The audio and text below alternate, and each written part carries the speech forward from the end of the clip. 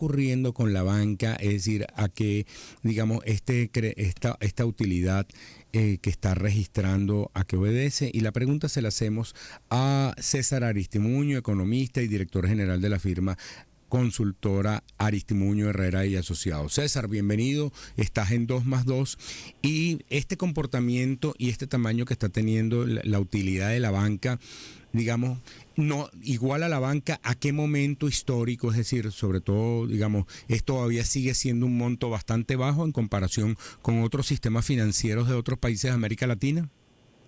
Gracias, Andrés, por la oportunidad. No, mira, sin duda, el sistema financiero venezolano, si bien es cierto que está mostrando unas cifras, digamos, sanas desde el punto de vista de resultados, pudiéramos decir que en términos de tamaño es uno de los sistemas pues bancarios más pequeños de la región.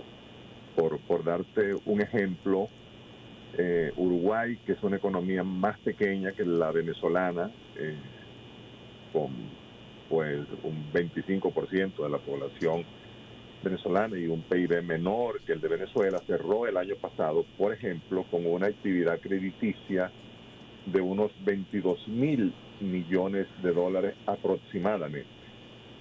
En el caso nuestro, la actividad crediticia el año pasado cerró en niveles cercanos a los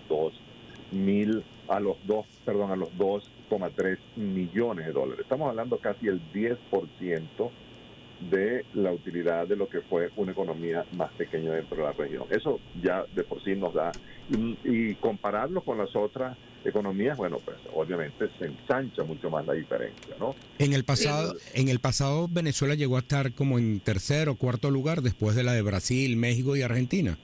Sí, Venezuela llegó a ser, digamos, desde el punto de vista de lo que es el sistema financiero, uno de los sistemas financieros más avanzados de la región, en términos inclusive de innovación, en términos de crecimiento, en términos de tamaño del sistema, una de las realmente economías con un sistema bancario muy avanzado. Eso no significa que, por cierto, en términos de tecnología nosotros estemos atrasados. Ahí sí es verdad que yo creo que nosotros estamos pues igualmente en una posición muy privilegiada.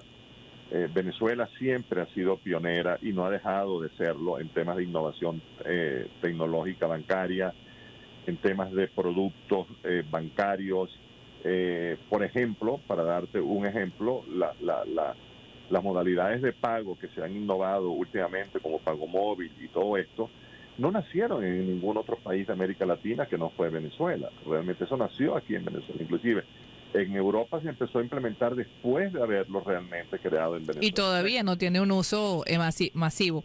Ahora, Sí. si nos puedes decir, Aristimuño, cuando, para no perder esa idea inicial que hablabas de la reducción del tamaño de la economía venezolana, también hace unos años se hablaba de la importancia de reducir el tamaño de la banca y cómo podría ser conveniente para el sistema unir fusionar algunas instituciones, hemos visto en algunos casos poco, pero sigue siendo una banca quizás más grande para la economía que se requiere, que lo que requiere la economía actual.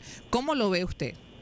Sí, sigue siendo, pues siempre se ha señalado, no es un tema de hoy, siempre se ha señalado que la banca venezolana está, digamos, sobredimensionada para el tamaño de la economía.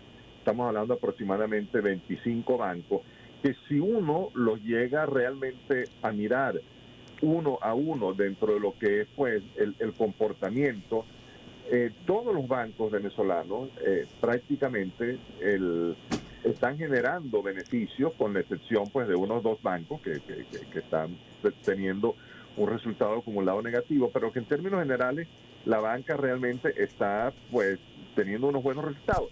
Hay una gran verdad acá. Los 10 primeros bancos del sistema se representan un poco más del 94, 95% del total de la banca. O sea, el resto, o sea, 5%, 6% está en los otros bancos. O sea, los 10 primeros bancos del sistema prácticamente atomizan toda la actividad bancaria del país.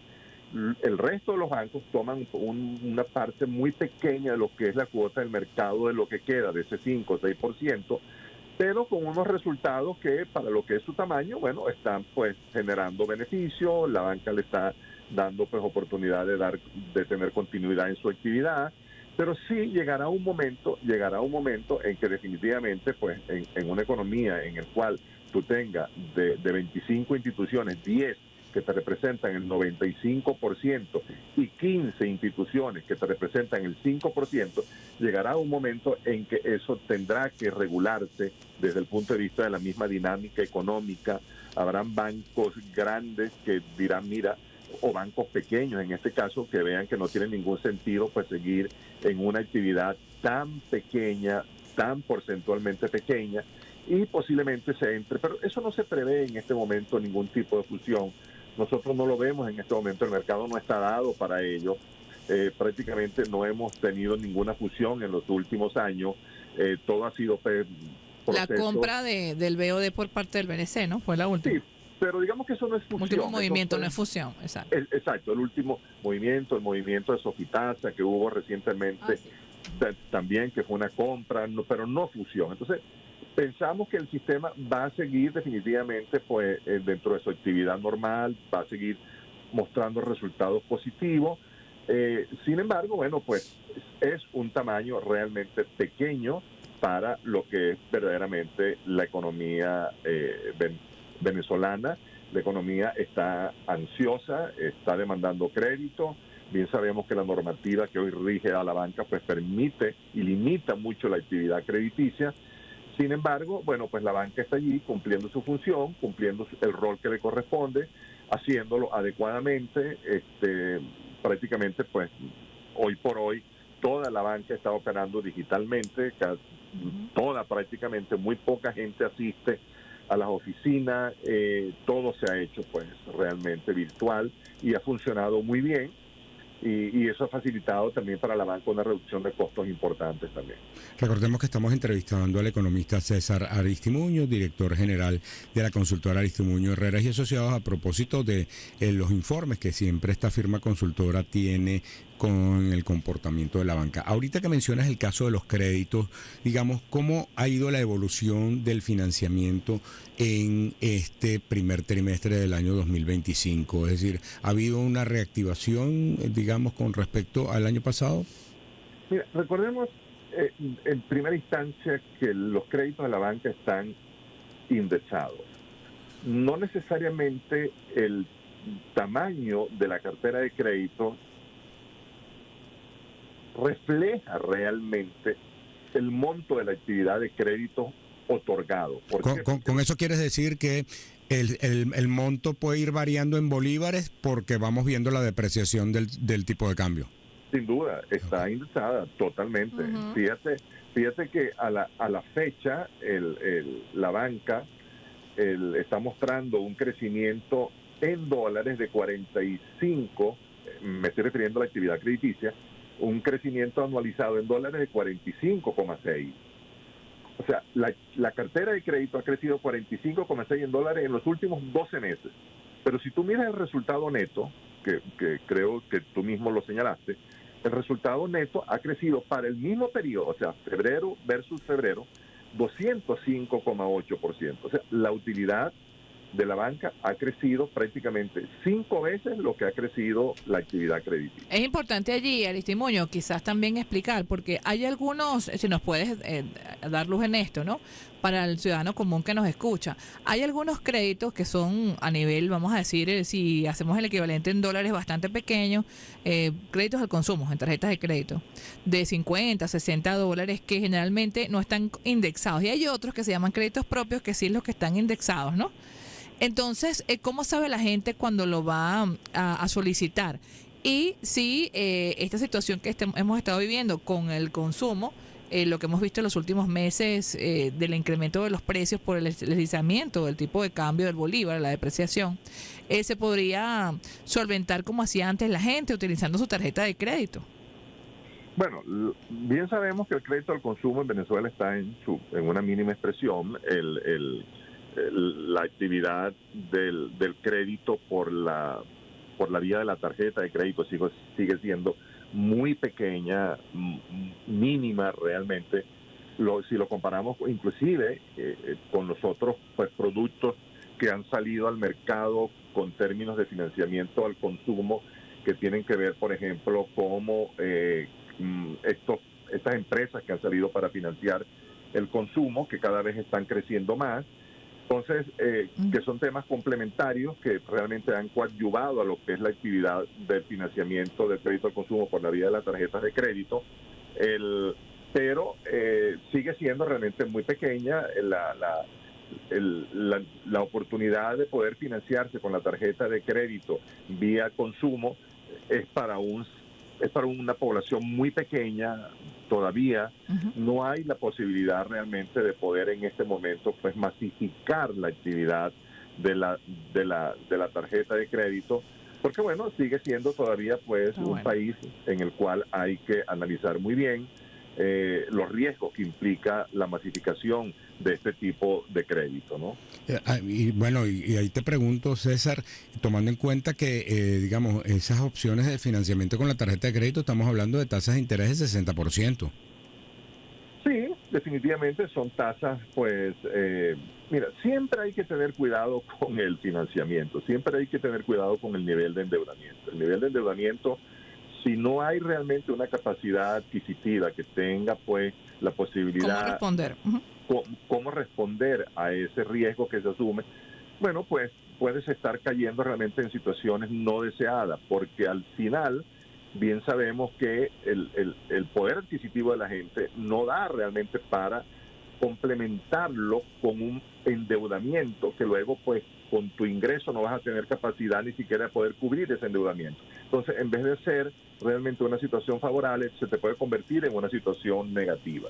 ¿Por qué? Bueno, porque hay que cuidar el crédito. El crédito al final, pues hay que cuidarlo no solo desde el punto de vista personal, sino desde el punto de vista también de las empresas. Porque al final, tarde o temprano, la gente va a acudir al crédito, bien sea para adquirir, en el caso de los créditos personales, bien sea para adquirir un carro, para adquirir cualquier insumo para la casa. Y si no tienes esa posibilidad, bueno, es lo que ha pasado en los últimos meses, que se ha abierto las otras fuentes de financiamiento que han en buena parte sustituido a la actividad crediticia por la vía de la tarjeta de crédito con esa otra fuente de financiamiento. Sí, las plataformas de financiamiento no es de pago fraccionado. Exactamente. Es César Aristimuño, economista, director de la firma Aristimuño Herrera y Asociado. En lo que tiene que ver con las cuentas en divisas, César, en un momento dado fue como una opción de captación, pero con las restricciones que conocemos de imposibilitar transferencias. ¿Cómo ha ido evolucionando la banca en ese sentido y sobre todo por parte de las personas en la apertura de cuentas en divisas?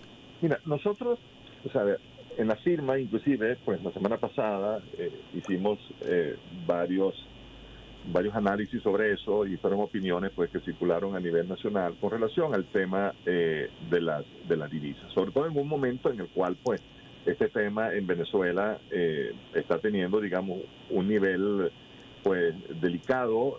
Bien sabemos que todo lo que es la oferta que se le está dando a la banca por la vía de la intervención cambiaria los días lunes no está realmente en los niveles adecuados para poder satisfacer la demanda.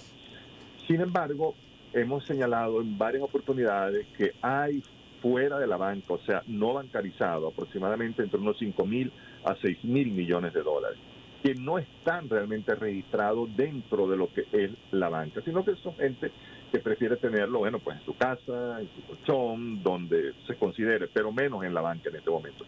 Y buena parte de esa decisión de la gente se debe al impuesto, al IGTF, que al final pues la gente tiene que pagar el 3% para sacar el dinero, luego también tiene que pagar el 3% cuando lo vas a pagar en efectivo, en divisa en cualquier comercio.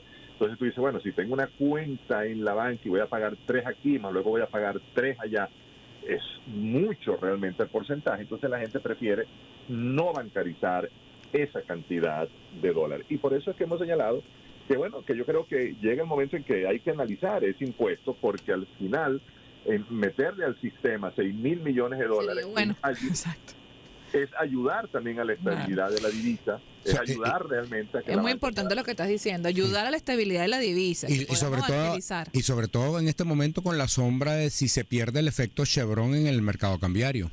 total, cosa que nadie sabe, cosa que sabemos que está a la expectativa, hay que esperar el resultado final, pero bueno, pues hay que buscar las maneras de darle un poco de más normalidad a la operación de los dólares que circulan en la economía, hay que permitir la transaccionalidad del dólar como cualquier moneda dentro de lo que es el país, oye, que tú puedas transferir de un banco a otro con normalidad, sin ningún tipo de inconveniente, pero bueno, eso es una decisión gubernamental, eso es una decisión de los entes que regulan el sistema bancario venezolano, en manos de quién está esa decisión, pero que sin embargo, bueno, nos corresponde a nosotros definitivamente, pues en algunos momentos dar este tipo de opiniones, porque al final consideramos que va a ayudar a la economía, va a ayudar a la tranquilidad, va a ayudar a la estabilidad un poco de la divisa, va a normalizar un poco todo lo que es la oferta ya operando bajo los sistemas realmente que se puedan regular, que se puedan controlar, que se puedan normar, y no pues digamos una economía subterránea que está allí de unos 6.000 millones, dice, 6.000 millones de dólares aproximadamente es la cifra que nosotros pues hemos estimado por varias fuentes, que es una eso incluiría, por ejemplo, lo que reciben los venezolanos por remesas. Sí, porque muchas veces lo que reciben por remesa definitivamente pues no lo bancarizan, ¿no? Lo reciben por otras vías, ¿no? Claro. Fuera de la banca, pues. Bueno, muchísimas gracias César. a César Aristimuño, economista, director general de la firma consultora Aristimuño Herreras y Asociados, a propósito de estas consideraciones en torno al comportamiento de las instituciones financieras y de las transacciones que se están dando en lo que tiene que ver con la banca, el financiamiento y las cuentas en divisas. Vamos a la orden siempre, César. Vamos a una pausa y ya